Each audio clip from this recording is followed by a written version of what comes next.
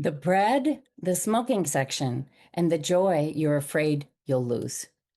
On why your brain doesn't speak diabetes and where the actual joy is hiding. My life won't be worth living if I have to give up bread. I have heard this sentence or some version of it hundreds of times from clients, from friends, from my own mouth more than once. And the first thing I want to say before anything else is this. That response is not dramatic. It is not denial. It is not weakness. It is biology doing exactly what biology was designed to do. Let me show you what I mean. The brain doesn't speak diabetes. Your brain evolved to keep you alive in a world where the threats were immediate. Lion, cliff, cold night without shelter. The systems that kept us alive were systems that responded to now. The piece of toast in front of you in this moment is not a life-threatening event. Your nervous system knows this. It is correct. The consequences of that toast. If you have type 2 diabetes, if your cholesterol is climbing, if your body is asking you to listen, those consequences live 10 or 15 years down the road. They are slow. They are quiet. They do not roar. And we have Band-Aids. We have metformin. We have statins. We have a whole pharmaceutical scaffolding designed to let us keep eating the toast and still mostly function. The medications come with their own complications, but we do not feel those right away either. So the brain, doing its job, keeps voting for the toast. This is not a character flaw. This is the architecture of a survival system that was built for tigers, not for a slow rise in A1C. Your brain is not bad at this. Your brain is built for tigers. And why knowing doesn't translate. Here's the part that makes us feel crazy. We know the consequences. Intellectually, we can recite them.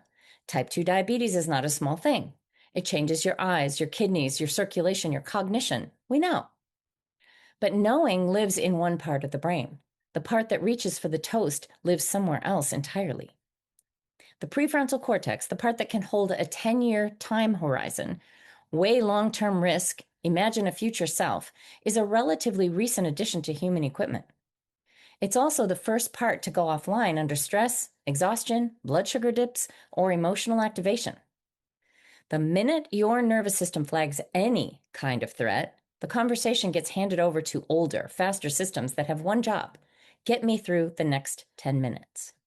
The next 10 minutes are not threatened by toast. The next 10 minutes might actually feel better with toast. This is why the lecture yourself approach fails.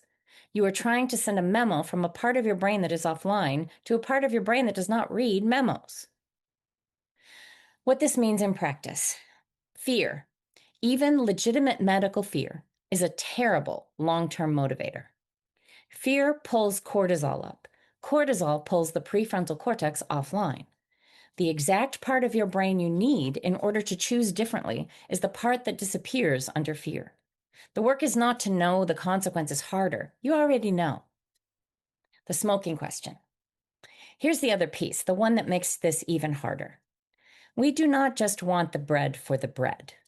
We want the bread because everyone else is having the bread, because eating it is normal, because not having it makes us the weird one at the table, the difficult one, the one who cannot just relax and enjoy life like a regular person.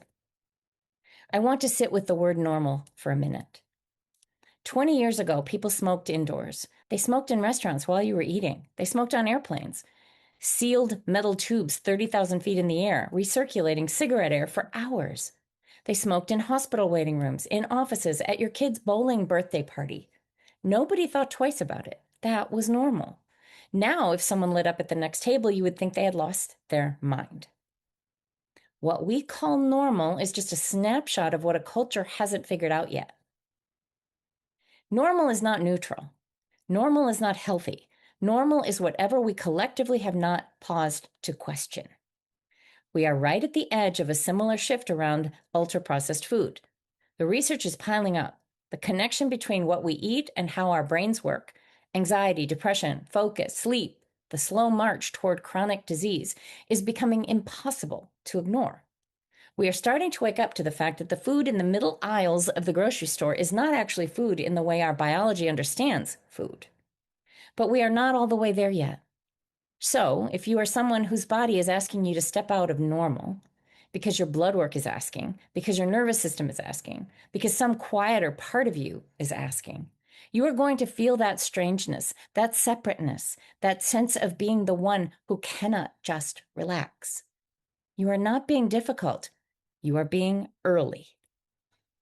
Where the joy actually lives. And then comes the harder grief, the one I want to name plainly because I do not think we name it enough. When we start saying yes to the healthy choice and no to the unhealthy one, there is a moment, sometimes a long moment, where it feels like all the joy has left the room. Like the laughter has been turned down. Like everyone else is in color and we are standing in grayscale. What's the point, the heart asks, of a long life if it's a long life like this? That feeling is real.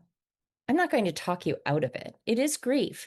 Grief for the version of normal we thought we would get to keep. Grief for the easy belonging that came with eating whatever was passed around.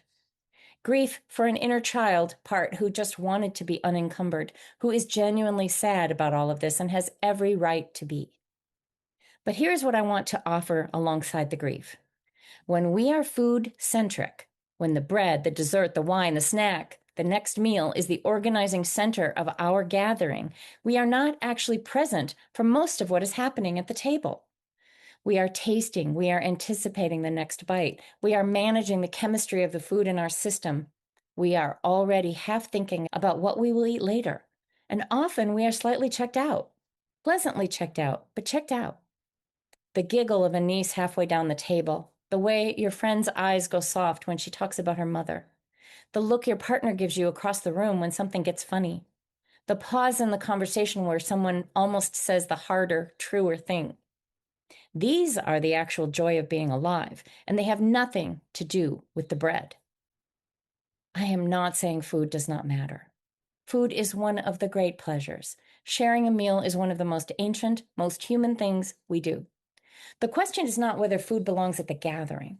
The question is whether food is the whole gathering, whether we have allowed it to crowd out the giggles, the glances, the small moments of real connection that the body actually metabolizes as joy.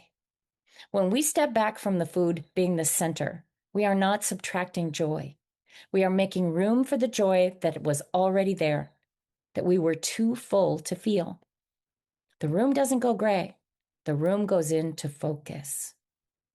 A soft landing. If you are reading this and you are scared or sad or quietly furious that your body will not let you eat what everyone else eats, I see you. That grief is appropriate. That longing is appropriate. I want you to know that the path forward is not more willpower over biology. It is not white knuckling through every birthday and holiday and Tuesday. It is not punishing yourself for being human. The path is slower than that and quieter and kinder. It is learning to recognize what your nervous system is actually asking for when it reaches for the bread, because something is being asked for, and it is almost never bread. It is the regulation, the connection, the comfort, the brief vacation from being a person. It is learning to meet that ask somewhere closer to its real source. A walk, a long exhale, a phone call to someone who knows you, 5 minutes with a hand on your chest. Whatever the actual need is, asking for the actual thing. And it is learning, slowly, to look up from the plate, to find the giggle, to catch the glance, to let the laughter at the other end of the table land in your body the way it was always meant to. You were never broken. You were carrying a lot. If this lands somewhere true for you, I would love to know. Come find me at transformwithsonja.com or come sit with us in the magic, where we do this slow, kind, brave work together every day. With love and light, Sonja and Lucy.